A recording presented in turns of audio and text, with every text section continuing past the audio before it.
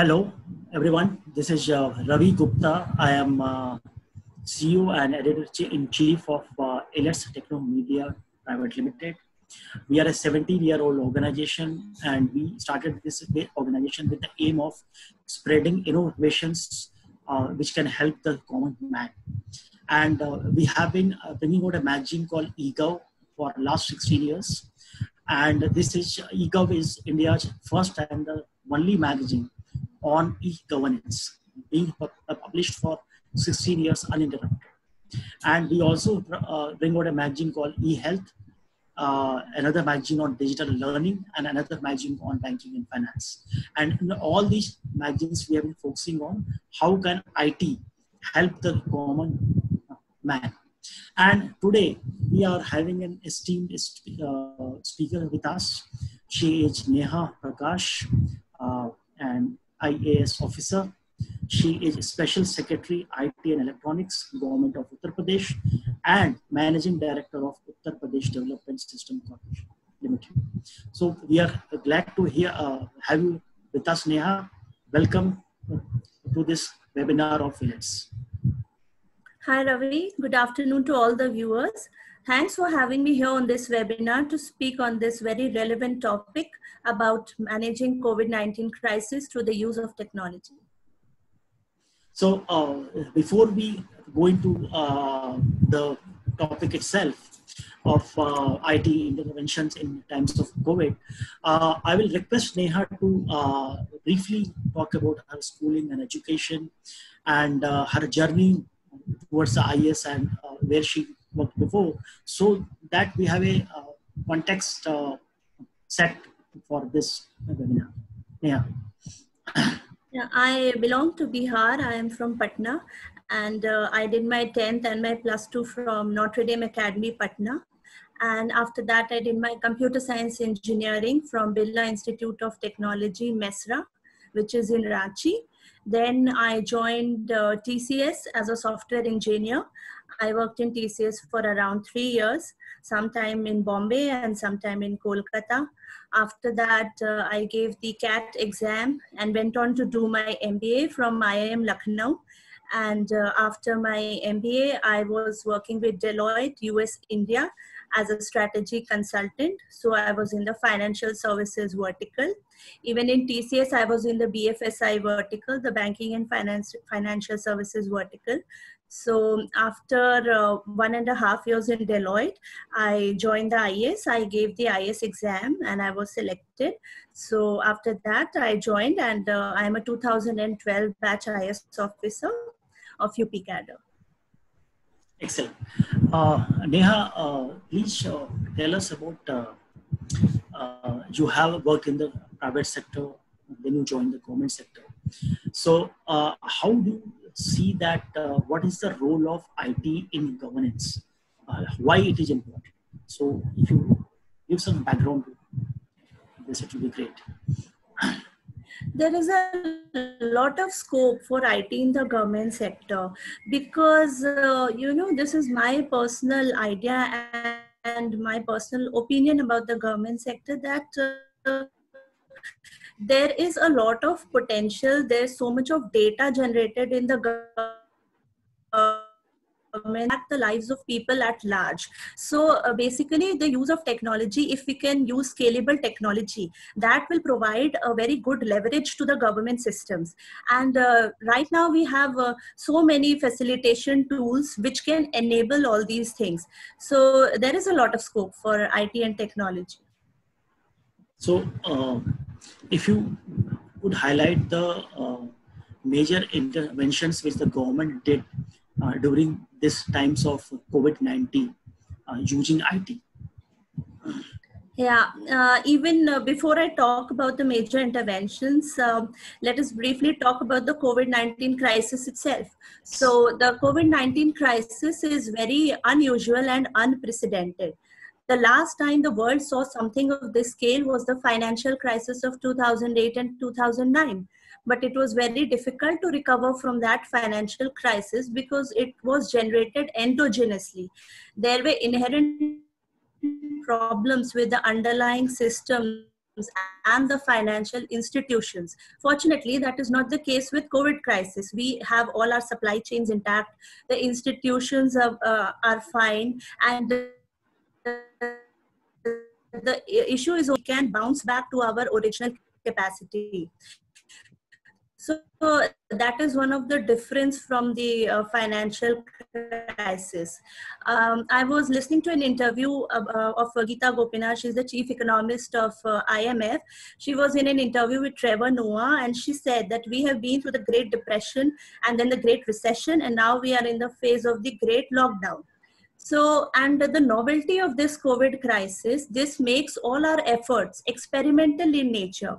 So there is no perfect solution for this. Everyone is trying out new solutions.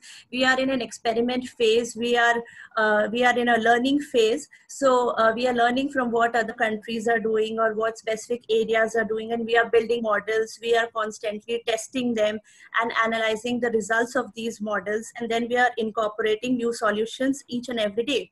So this crisis is teaching us a lot every day. Also, if I draw a parallel to the SARS crisis, the SARS crisis came at a time when people were not so much connected with technology. Like today, they are so much interconnected with each other, and there's so much of news about real-time sharing of data and news about the COVID crisis. We have data about the number of infected person and the number of deaths in each country and what is happening in each of the sub areas and containment zones. So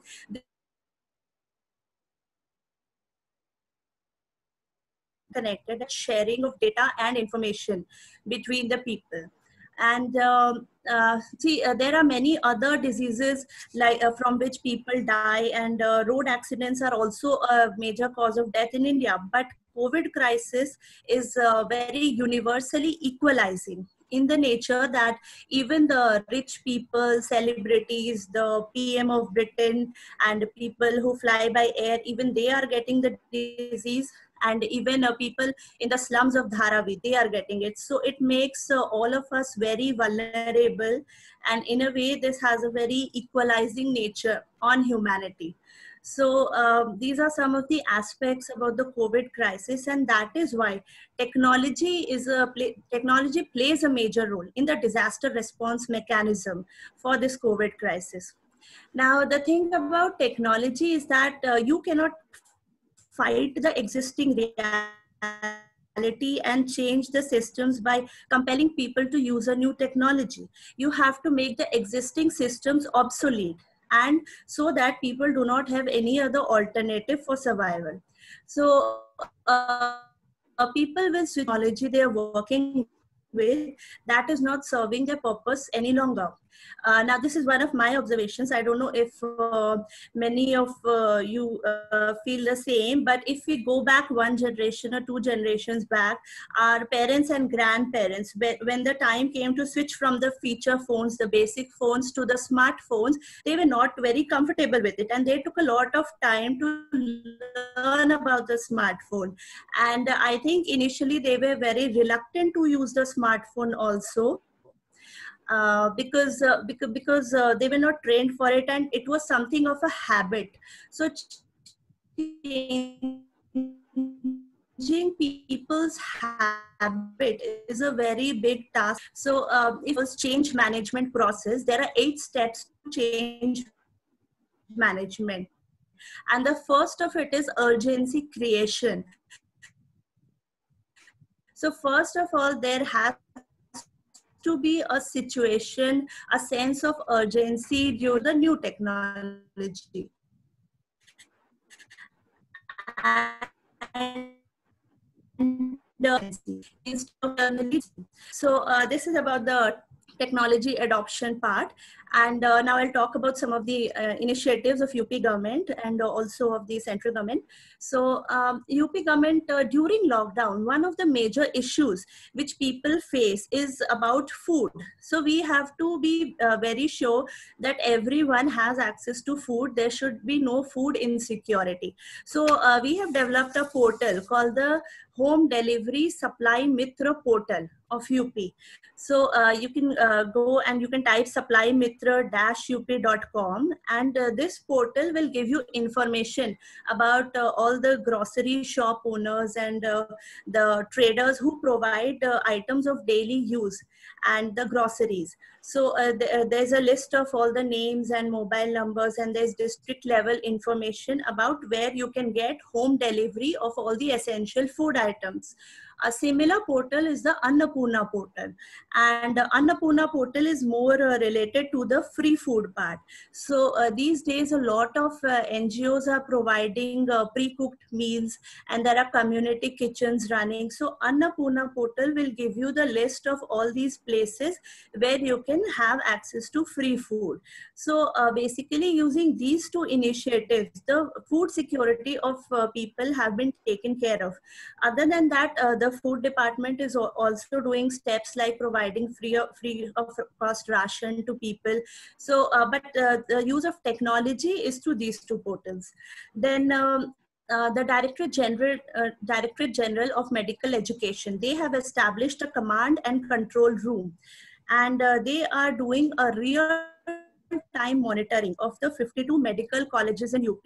So they have data about the patients, and they are monitoring the staff data and the bed data. So it is a war room, and we are continuously monitoring the number of patients coming and how they are being treated and all. Another command and control room has been set up by the Relief Commissioner, and there is this toll-free number 1070.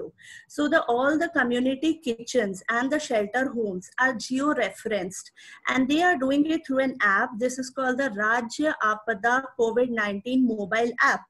And the number of total facilities which have been geotagged are 6,940, and 3,292 community kitchens have been geotagged, and 3,648 shelter homes have been geotagged.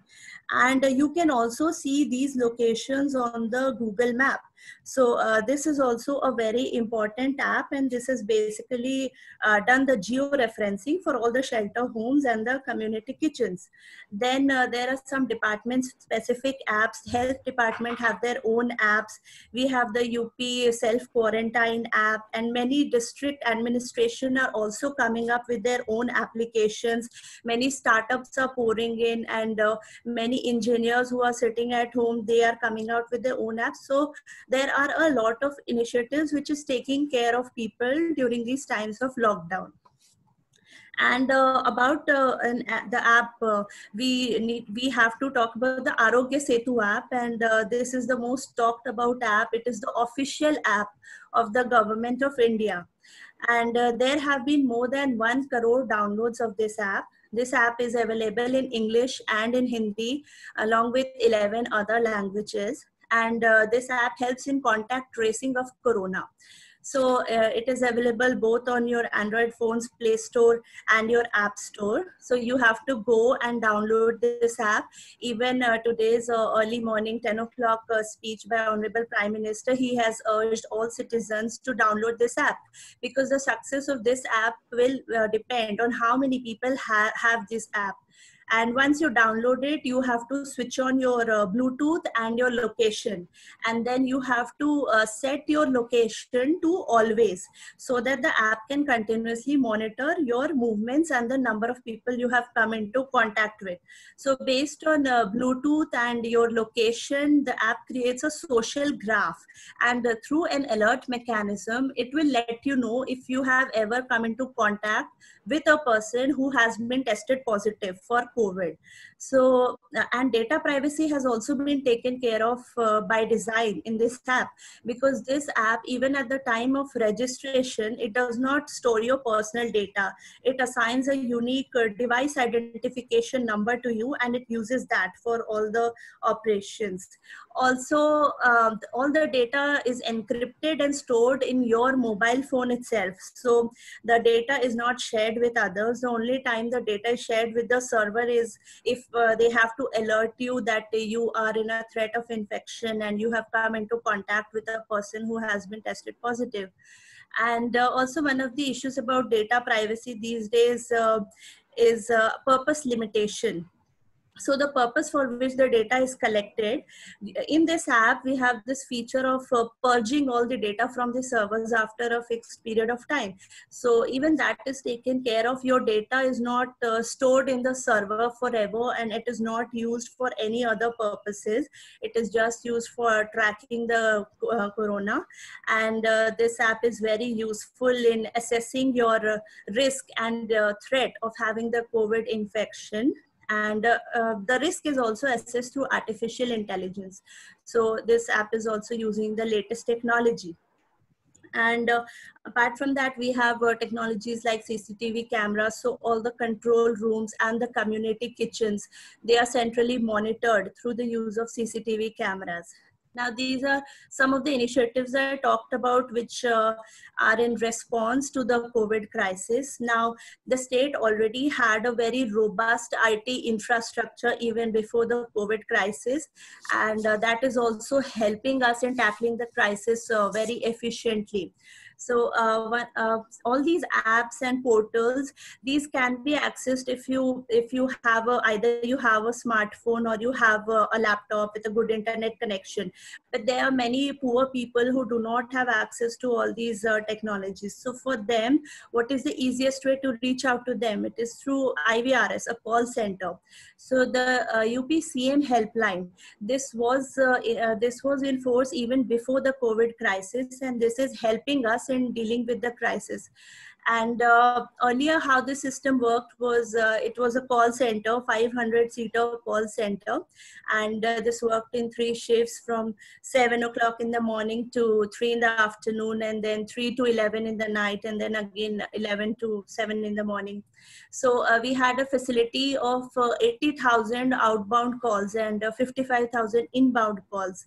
So people used to call up a call center executive, and they could register their complaints or any grievance, a suggestion, or any demand which they have.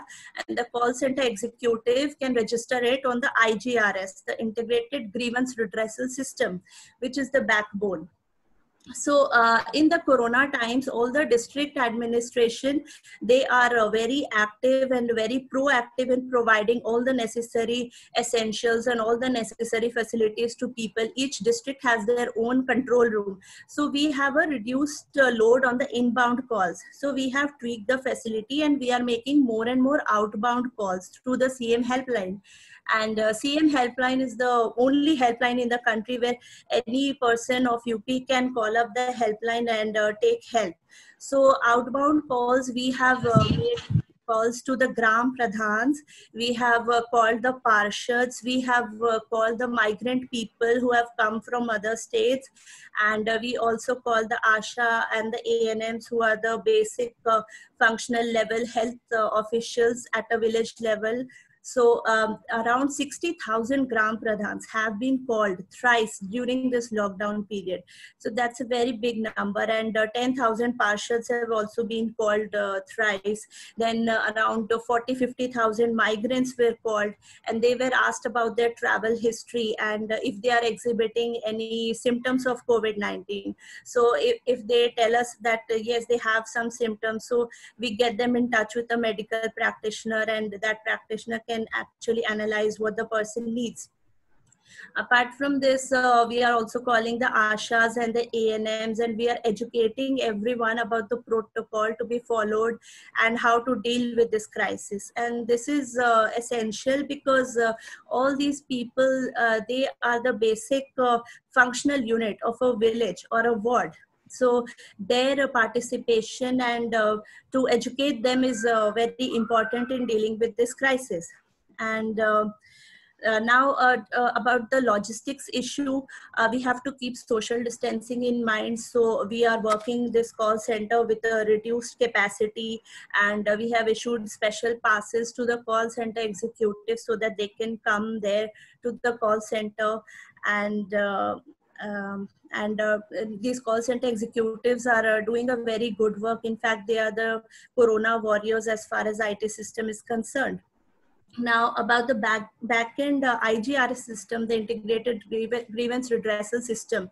So that has also been integrated with GIS to form a visual map of the density of complaints and to pin the epicenter of corona hotspots, which enables us to draw the perimeters of these containment zones. So CM Helpline is one of the channels which feed into this centralized IGRS, and this IGRS handles complaints from several other channels, like if a person complains in the DM office or the commissioner office or the SP office. Then there are complaints from Sampurna Samadhan Divas, PG portal, online complaints, departmental complaints. So all these complaints feed into the IGRS backbone, and CM Helpline is one of the channel through which we are getting all these complaints. Now, talking about the IT infrastructure, the state already has a tier 2 state data center, which hosts about 250 services of 61 departments. So IT has been declared to be an emergency service, and we have to keep the data center up and running. And this data center is providing shared and co-location facilities. So all the government apps and the portals, they are running. So there is no disruption as far as the government applications are concerned. Then about talking about e-district. E-district has been in effect for a very long time. It is a mission mode project, and we see around 33 lakh monthly transactions on e-district. So on the e-district portal, it basically caters to high volume citizen centric services, like if you need to have a birth certificate issued or a death certificate issued, caste certificate, domicile certificate, these sort of things you apply online, and then the entire procedure is online. At the back end, verification happens by field level officers, and then you are given an online certificate. So you have these systems in place, and thereby this is also reducing the load on public infrastructure during the times of lockdown. Also, as far as functioning of office and the secretariat is concerned, we have the necessary infrastructure for e-office systems, and e-office systems have a very great potential and benefit of being used in a lockdown situation. Then through DBT schemes, direct benefit transfer schemes, our honorable CM has transferred money in the accounts of laborers, vendors, hawkers, rickshaw pullers, construction workers, and Manrega workers already had their payments through DBT schemes. So online payment has also served us in tackling this crisis. So technology is impacting the way we are handling the corona crisis in several ways. And talking about testing facilities, a contactless phone booth test center, which is the first of its kind in UP and only of its kind in the entire NCR, has been established in a government hospital in Ghaziabad. And this allows for contactless collection of samples within a box made of glass and aluminium. UP is also going for pooled testing, so where we have a sample of many number of people, and then we test it. So if it is negative, it's fine, but if it is positive, we have to test each and every individual sample within it. So basically I want to say that technology has a huge scope, and through various ways it is helping us in tackling this crisis. Excellent. I think you have highlighted several initiatives which have been really interesting initiatives. Great to know that this much IT is being used in the UP government. Let me ask you another question, that you have background in the private sector, you have worked with TCS, you have Deloitte in the past. So you are aware that private sector has the options of working from home. How does this issue of working from home operate in a government, or in what are the challenges, what are the difficulties in doing it, and how much it is possible? Ravi. So, in the government sector, there is a limitation on working from home because there are specific services who cannot afford to work from home, like the police cannot work from home, and the supply officers cannot work from home. The lakepals, so they have to go to the field, and those employees who have a field level work, they cannot work from home. But I strongly feel that in the secretariat we have a lot of scope for this, and we have the necessary infrastructure in the form of a e-office system. So using e-office system, you have all the files online, so that makes it possible for you to work from home. Also, we have these collaboration tools through which we can handle meetings, and in fact work from home will quicken the decision making process also. And I think it has many advantages for government. And even if there is some urgent situation, and when a person is after the office hours, he can do it from his work from home technology tools. And in the private sector, work from home makes us reflect on this long working hour culture, where success is determined by the number of hours you put in work and not by the output.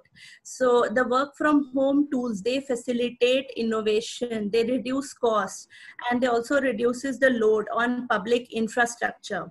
So basically, if you see, workers can be categorized as either challenge driven. So challenge driven workers, you give them a problem, you give them a challenging problem, and they'll start working on it, and they'll come up with a solution. Some of them are instruction driven. So instruction driven workers are very good at following the instructions. You can give them a set of instructions and they'll follow it, and they'll come up with the solution. Some of them are logic driven. So logic driven workers need to clarify all their doubts before they move ahead. And some of them are team driven. So it is these team driven people who find it hard to work from home because they do not have that sense of face-to-face interaction with their team members. But with the recent new technologies, even that is being catered to. So all these categories of employees, they can benefit from work from home. So at least the private sector firms can start thinking on incorporating this culture even after the COVID crisis is over. So after the post-COVID crisis era, we'll see a major change in people work.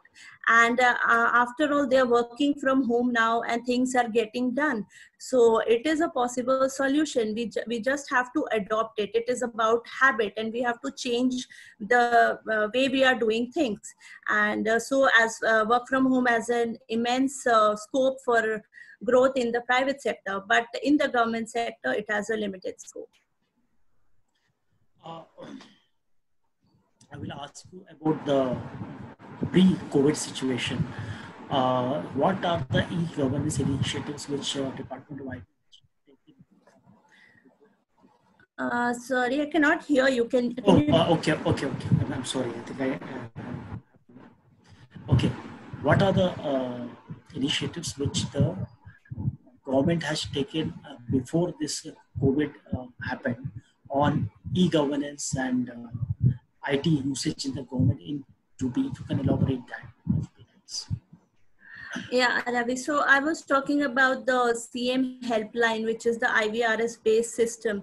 So the CM helpline was in place before the COVID crisis, and this has helped us in reaching out to people at the time of crisis.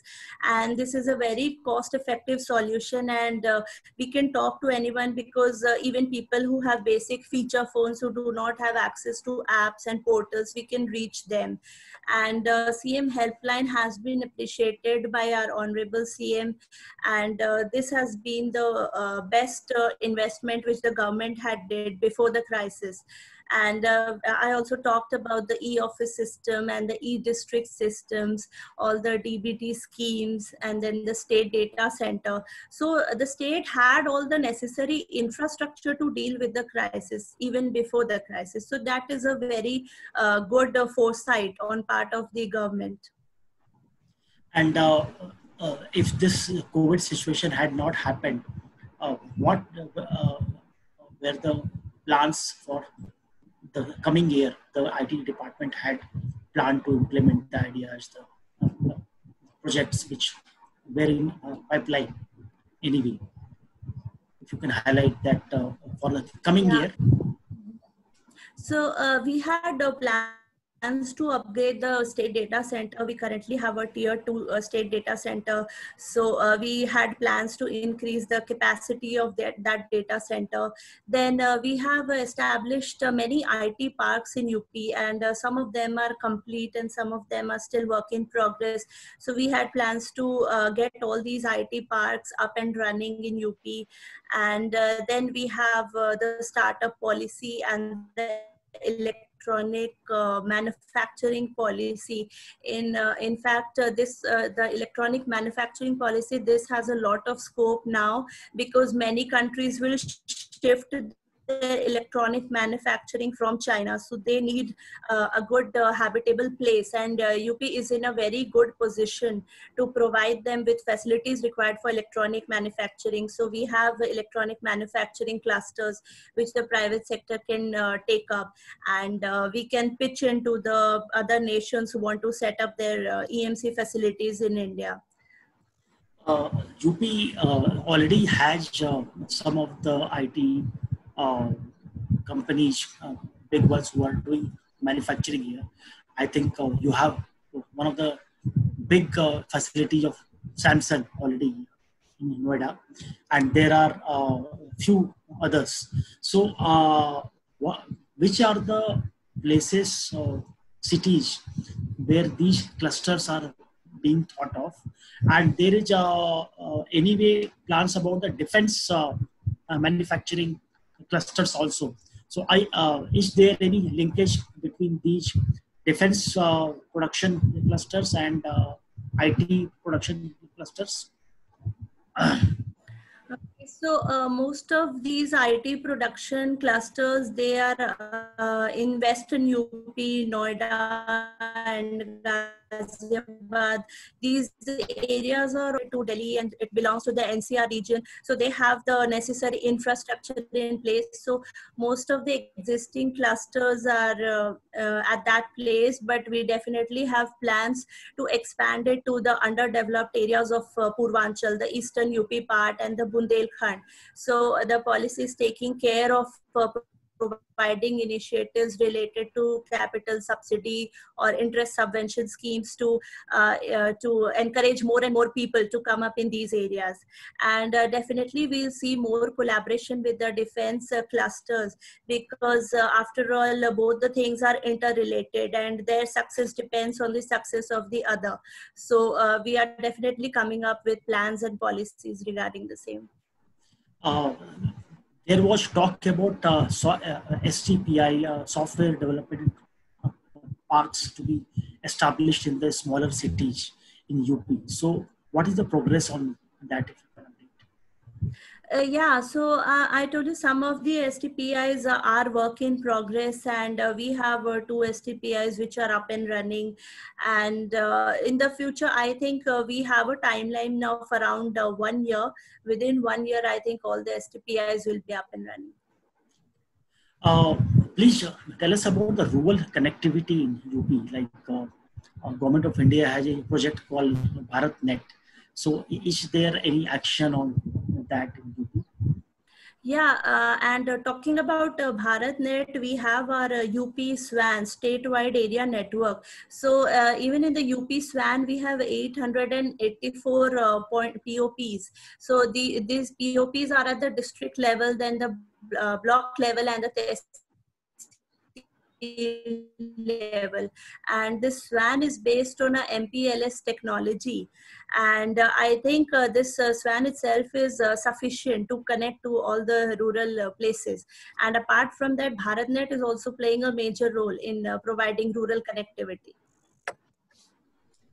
Are there any plans for more e-governance projects at district levels? Although you mentioned about e-district already being there, but still citizens have challenges in accessing services online at district level. So is there any plans for improving the existing services and expanding the net of the services?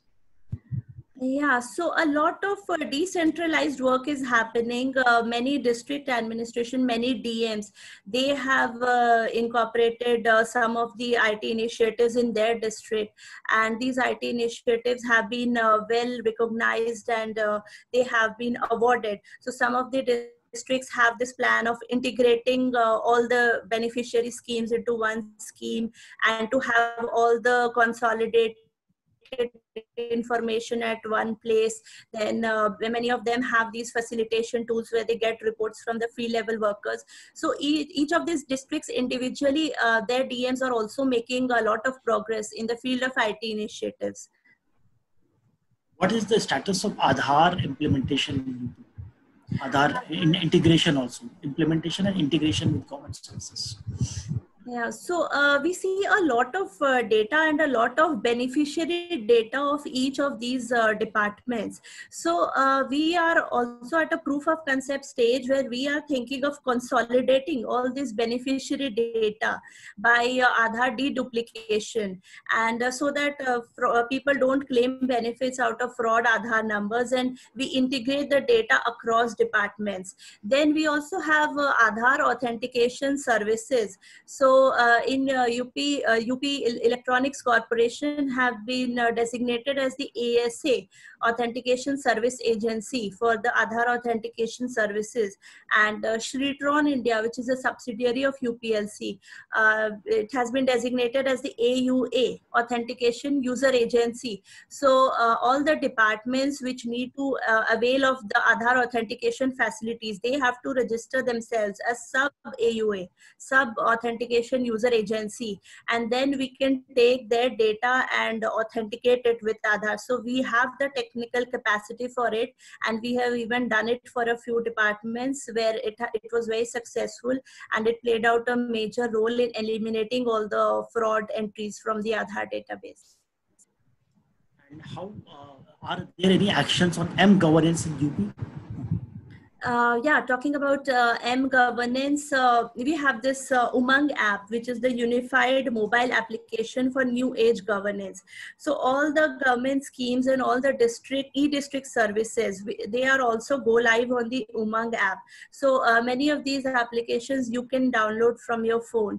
And I think, yeah, M-governance for COVID, we have the Arogya Setu app, and we have this Apada Relief app for the shelter homes and the community kitchens. So yeah, definitely a lot of work is happening in the M-governance area. And does the UP government IT department also collaborate with the CSC, the Common Services Center program of Government of India? Yeah, definitely we do that. And within the IT department, there are two special secretaries. There's my senior also who is working closely with CSC, and my work is more related to UP DESCO and Shritron. Okay. Excellent. So I think I am almost done with what I had to ask.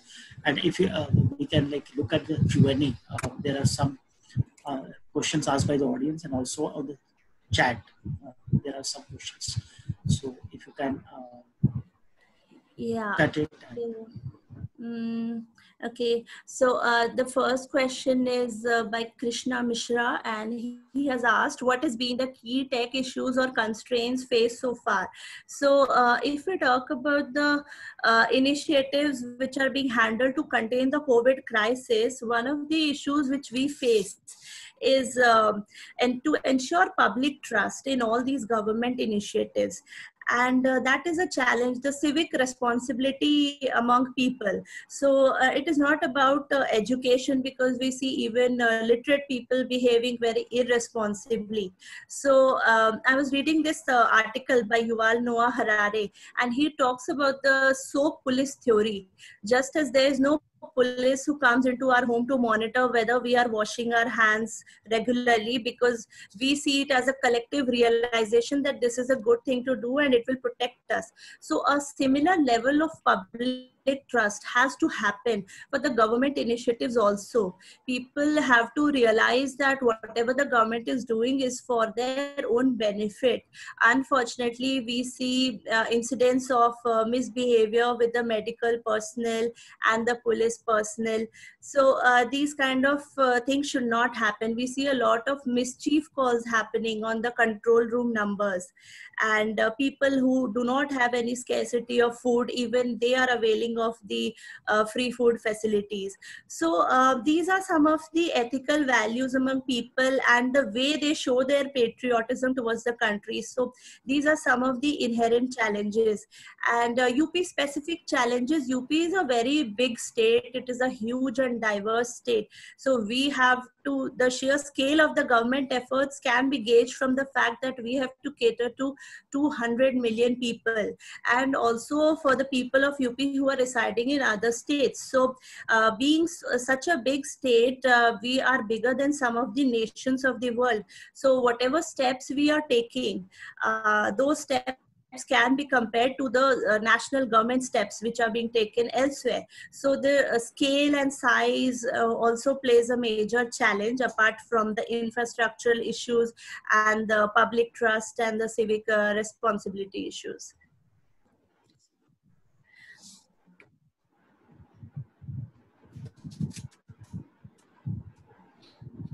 Aware about COVID. I talked about how CM helpline, maybe are calling up Gram Pradhans and Parshads and ASHA and ANM workers and the migrant people. So we are talking to Pradhans and getting information about if any migrant person has come to the village, they need to be isolated for 14 days. We are telling them about all the necessary protocols and what the steps they have to take to combat the COVID crisis. And using CM helpline, any person, anywhere, even a person in a rural village, they can call up the toll-free number 1076, and they can get information. They can, if they are in doubt whether they are suffering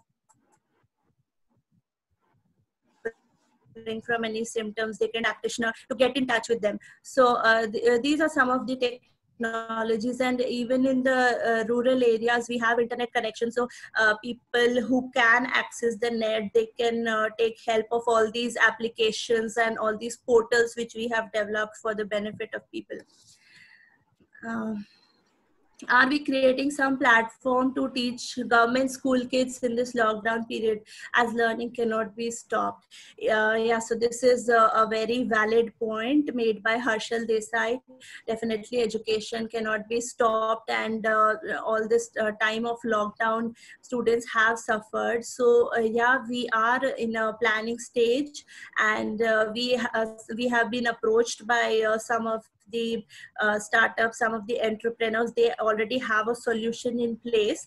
So the education department will be in a better position to talk about the rollout of these applications, but pitches have been made to the education department, and maybe they'll come up with something on these lines soon. Okay.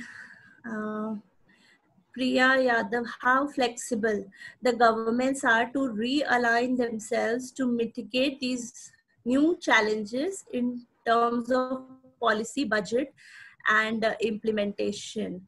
So I think government also has a feedback mechanism, and we have so much of information which is generated at the field level about the impact of our schemes. So based on all these feedback, the government is very flexible in their policy and budget planning. We always keep on revising our policies based on feedback. We take into account all the necessary stakeholders for a particular policy. So even before coming up with a policy, we have a talk with all the stakeholders, and we take into account their feedback and their suggestion. And about the implementation part also, based on the challenges, we change our implementation. Like in the CM helpline also, based on this COVID crisis, we have changed the inbound and the outbound call ratio. So all these things are very flexible, and people in the government are very proactive.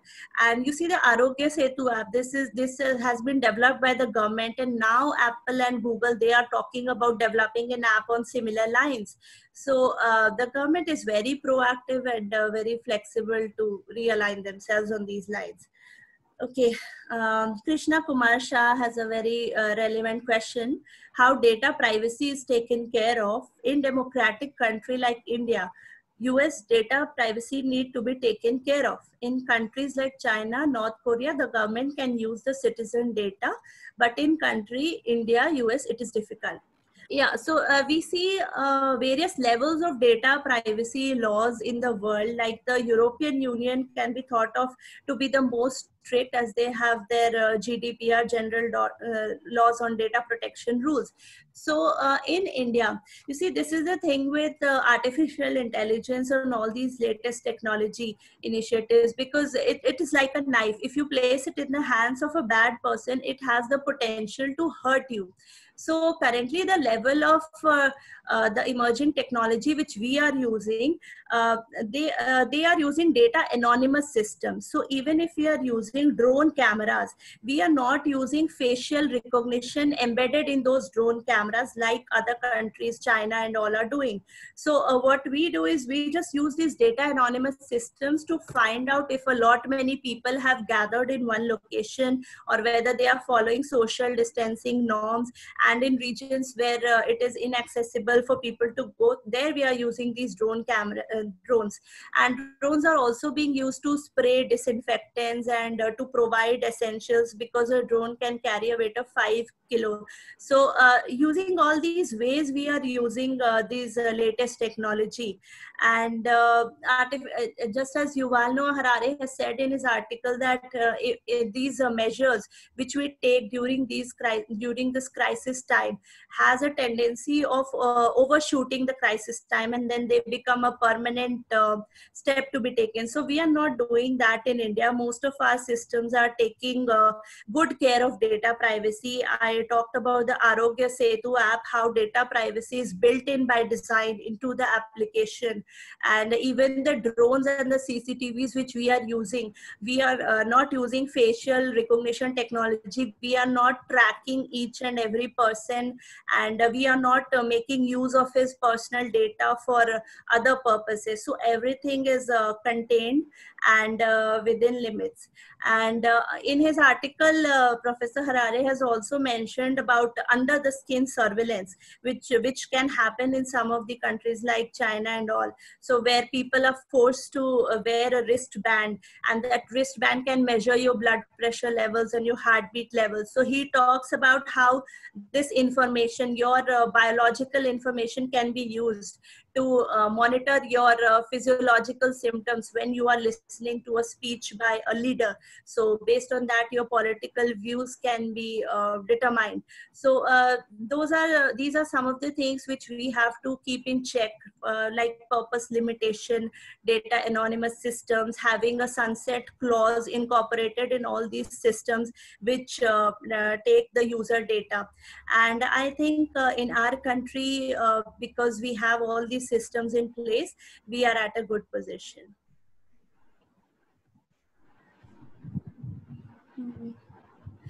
Do you believe that the pandemic should be very much part of IT infrastructural plannings? Such crisis can happen anytime. Is our IT system ready to tackle these issues? Yeah, so talking about UP, we had all the necessary infrastructure in place. Like we had all the government services being delivered through e-governance. So a pandemic is just a reality check. It makes us test whether our systems are able to work in a period of crisis. And fortunately in UP, we are in a good situation, and all our IT infrastructure which was in place has catered very well to the pandemic, and it has played a major role in resolving the issues. What are the new normals are going to get set in the society overall from IT perspective in post-COVID time? What are the new trends to get evolved in schools, offices, and malls? So one of the new normal would be that work from home, and more people can work from within their home, and they can reduce the load on public transport, because even now work is happening. So that would be one of the new normal. And schools, you have online learning, so more focus can be on online learning, because we have seen a major disruption in the education system due to the lockdown. So online learning is one of the new normal, which we can see in the post-COVID times. For offices, yeah, work from home is the biggest thing which can happen.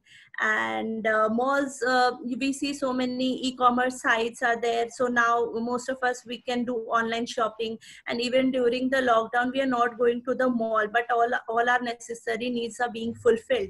So using e-commerce and online systems, I think these will be the new normals in the time to come. How will AI and data analytics platform help in COVID crisis? Is this being done now? If so, any examples? So in the Arogya Setu app, AI is being used to assess your risk of getting a corona infection. And then we can use there's one app for in the prisons. This application is installed in the prisons, where AI is used to determine if there's going to be any fight which is going to erupt. So using your hand movements and your facial recognition, they can alert the prison staff whether there's a possibility of a brawl there in the prison complex. So yeah, we are using some of these AI and data analytics tool. But definitely in the near future, we'll see a lot of use cases of AI and data analytics. In present capacity, how far IT infra is stretched in UP, and do you think it needs upscaling soon to meet the demands of citizen services? So as of now, our IT capacity is sufficient to handle all the citizens' demands. But if we plan for the next 10 to 20 years, we definitely have scope to upscale our systems and to increase our capacity. But as of now, our infrastructure is capable of handling everything. How are we using technology to make rural villages of UP aware about COVID? I already talked about CM Helpline. So CM Helpline, the outbound call mechanism where we are getting in touch with the rural people. Then we have rural connectivity through UP SWAN and through BharatNet. So all these technologies, all these applications and all these portals can be accessed by rural people also. So the Supply Mitra portal, this has information at the village level also. So we have taken appropriate and proper care for all the rural population. About the platform to teach government school kids, yeah, we have been approached with some solutions. The IT department has been approached by some people who have developed an app which can help. And I think the education department is a better place to take a call on this, how they roll out this application and what steps they are taking. How are you utilizing the potentials of SDC to combat COVID? So SDC provides you all the e-government services within the confines of your home. So there's nothing which can match the comfort of your home while getting service delivery. So in the earlier times, the only interaction point between the government and the citizens was during the election time, and citizens used to assess the government services and then they went out to vote. But this has changed, because now the interaction between the citizens and the government is happening on a day-to-day level. Every day they are accessing government services, and every day they are forming an opinion about their government. So this customer experience of the citizen, this plays a major role in assessing the G2C delivery of services. And as the state data center hosts about 250 applications of 61 departments, so a major part of all the government services are being delivered online. So state data center has a lot of role in the effective delivery of all these services. One of the outcomes of COVID-19 crisis is that many MNCs, either by the mandate of respective foreign governments or otherwise, are planning to move manufacturing and assembling out of India. What is your view on how to grab this opportunity? So Vaibhav Shah has asked this question, and I already talked about it, that Japan has already made a policy decision to shift all their manufacturing out from China. And since UP already has a electronics manufacturing policy in place, and we have the electronics manufacturing zone and the electronics manufacturing clusters where some of these industries are already working. So we are in a better position to attract these investors and to provide them with proper incentives so that they think of UP as a proper investment destination and make a decision to invest here in the near future. For university faculties and students, Shrikant Gupta, yeah, because now you have to rely on online learning, and not as a result of COVID crisis, but even before the crisis, we saw all these sites like EDX and Coursera. So many people had already started using these sites to get information about course material and to train themselves. And people who had some serious geographical limitations, even they can access courses by world famous universities like Harvard and MIT. They are also offering free courses.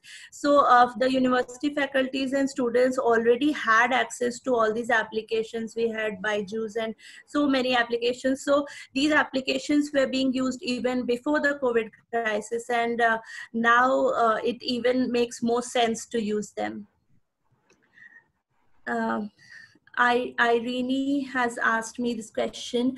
Madam, as you have mentioned about possibilities of work from home after the pandemic, do you think it is right time for government to initiate measures to allow work from home for government employees, especially those in IT field? There are some categories of jobs who cannot work from home. As I said, police cannot work from home. So similarly, in the IT field, the people who are responsible for managing the state data center, who are monitoring it, some people have to be there. Some of it we can reduce, but the essential, the core strength of staff has to be maintained at these places. Then for the government employees in general, e-office system, if everyone starts using this e-office system, we can make it redundant to go to office and everyone can work from within their home. And just as we need to do a proper analysis about who are those people, who are those employees who can work from home, who do not need much of a day-to-day interaction with their superiors, and what is their role and what is the task assigned to them. So based on a proper analysis of their work and their task and their responsibilities and their roles within the government setup, we can take a more informed decision on work from home facilities for them.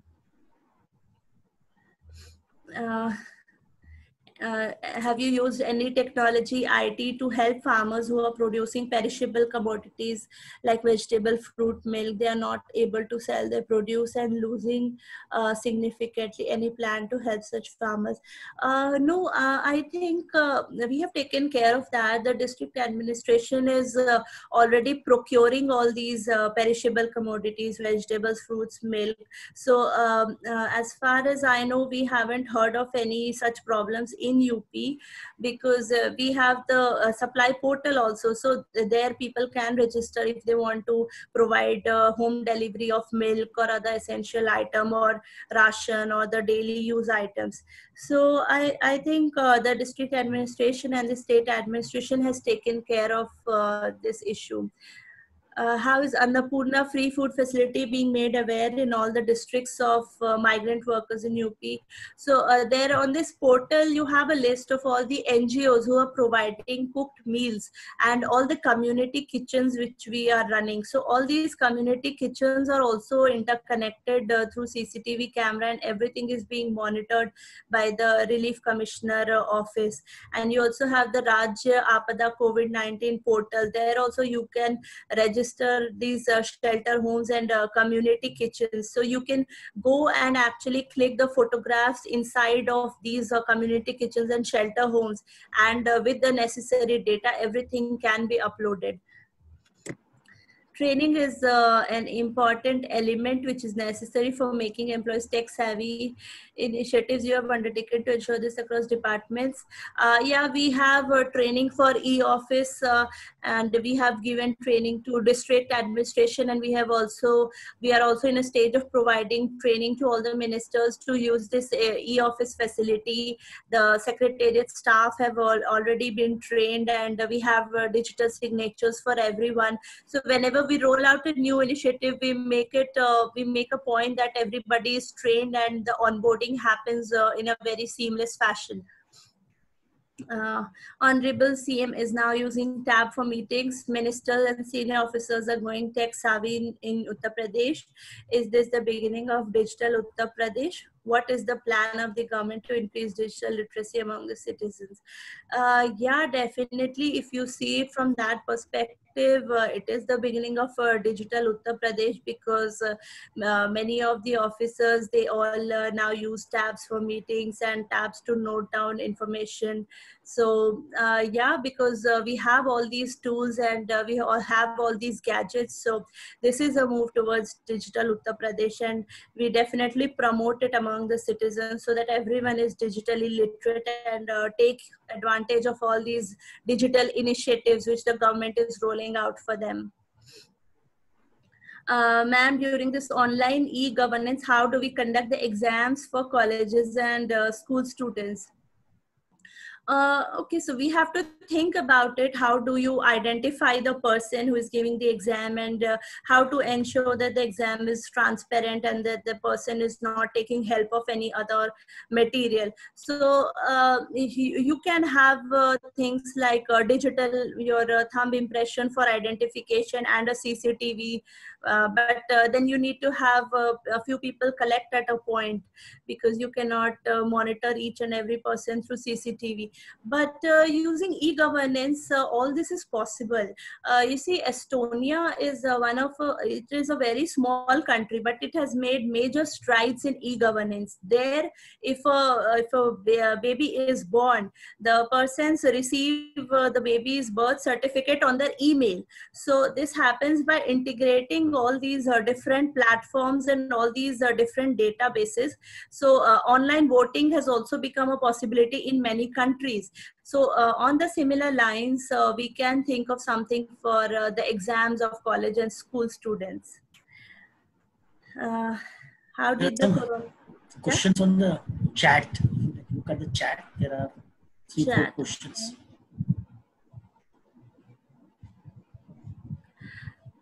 How did the corona crisis impact the software industry in UP, and what are the initiatives and state government take to facilitate the work from home effective? So yeah, the lockdown has definitely affected the industries, because it has restricted movement of the working staff. So work from home is a very important tool which has come to our rescue at this time of crisis. And we have work from home facilitation tools. We have so many tools for online collaboration, where people can meet online, they can have virtual meetings, and then they can have all their tasks assigned to them, and their the progress of their task can be monitored on a daily basis.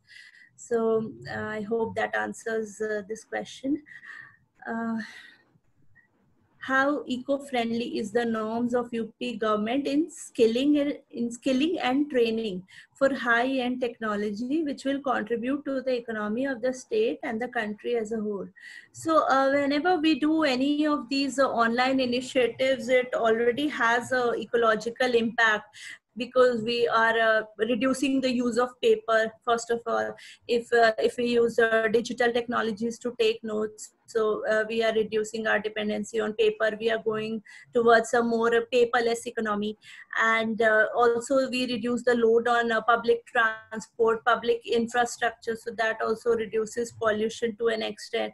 So the more we go digital, the more we go online, the more eco-friendly our initiatives automatically have the capability of becoming. DigiLocker is being used in UP. Yeah, DigiLocker is a central government initiative where citizens can store all their data in an electronic form in the DigiLocker. So in UP also DigiLocker is being used, and the universities, they can automatically push these certificates onto their students' DigiLocker. And we have much scope for using it, because now most of us, we can have this facility of storing all our documents online at the DigiLocker. So it is being used. I think I'm done with all the chat questions. Healthcare. Okay, one more. Neelam Mulli Kishore has asked, after lockdown, what are the healthcare basic norms to be followed by companies for operations? Any list of points planned? Any software application in process? Healthcare norms. Okay, if you're talking about private companies, it will depend on the company's management, what norms they have in place. They'll have to take into account their workforce, and they have to have the proper protocols in place, the proper policies in place, and they have to ensure the health and safety of their workers. So healthcare basic norms would be like, you know, in Japan, even before the COVID crisis, people used to wear masks. So that is the level of awareness related to health which the citizens have. And I hope that in India too, people gradually they start becoming more aware towards their own health and safety, and they demand from their employers to take care of all their basic health needs and health insurance.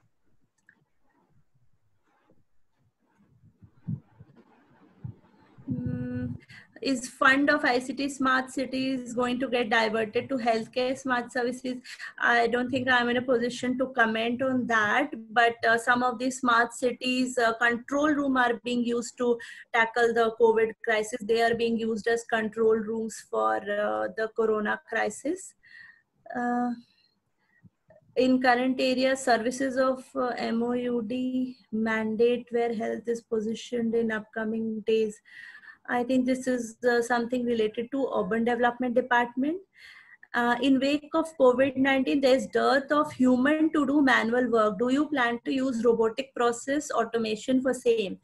Yeah, so we have seen these robots in Chinese hospitals who are delivering medicines and food to the patients in the hospital, and they are playing a very important role by reducing the contact between the health workers and the patients. So on similar lines, we also have the initial stages of COVID robot. We can use them in the hospitals, and to reduce the risk of infection among the healthcare people.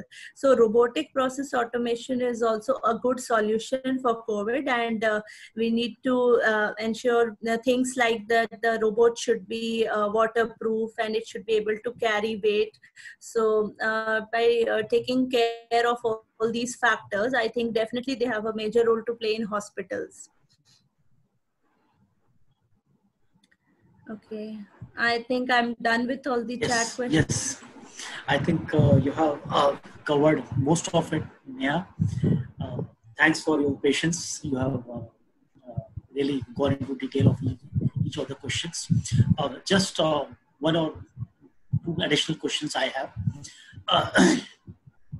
What was your personal motivation to move from the private sector to the government sector? Okay, so in the private sector, you know, whenever I made a switch, earlier I was in TCS and then I planned to do my MBA from IIM. So I felt that there was a restriction on my potential and the scope of work which I could do. So when I was a software engineer, I thought that I had potential to do more than writing codes and do bigger things. So that's why I moved on to do my MBA. Then after my MBA, I started working as a consultant but still I felt restricted in the variety of work which I had to do. So I always thought that I could do more, or I could do some diverse set of work. And basically, to cater to this inherent desire of me to work in different situations, to work in different roles, I decided to take up the IAS exam. And I relied totally on self-study, and using self-study as a tool, I got selected in the first attempt. So then I decided to join the IAS and give my services to the benefit of this country. So, Neha, what has been the most personally satisfying part of working in the government sector in your experience till now? What made you feel very happy that yes, you have achieved something and you have actually done something fruitful?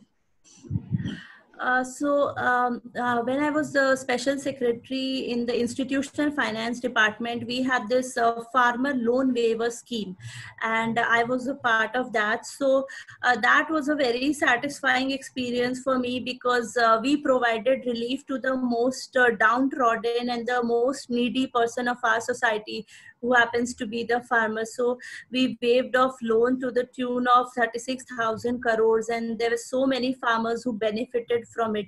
And that was a initiative which was done at a very big scale, and I think that provided me the most satisfaction.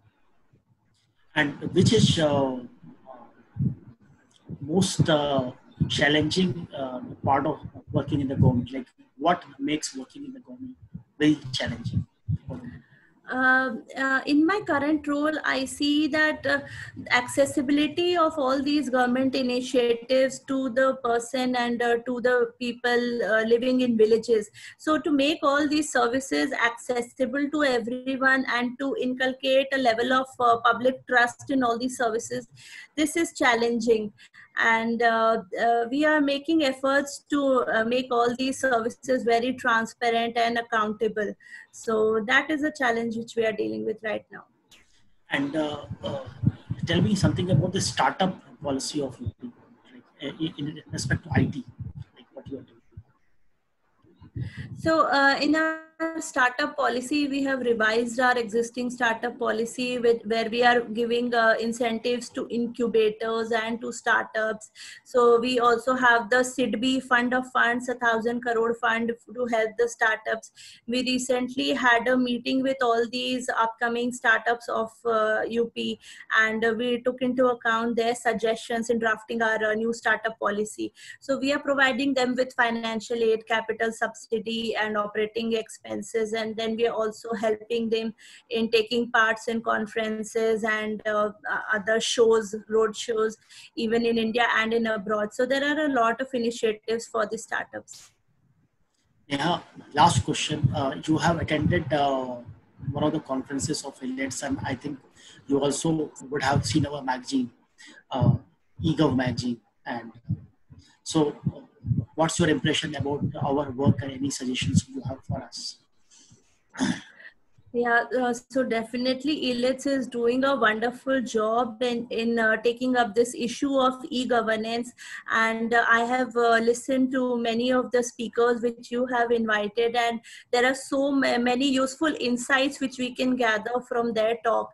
And e-governance definitely needs to be more popularized in our country, and ILETS Technomedia is doing a great job at it.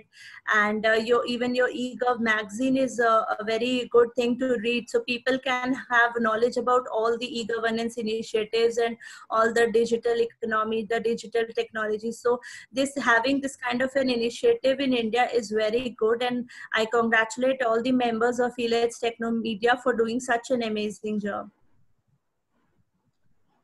Thank you, Neha, for being here with us and sparing your valuable time with our audience.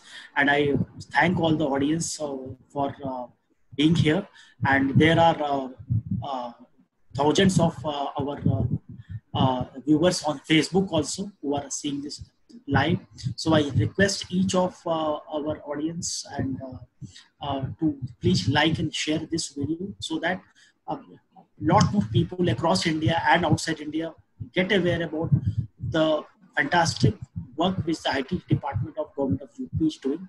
This is like really commendable work. Hats off to you, Neha, and your department and your team, which is like working in these challenging times of COVID and helping the citizens to be more safe.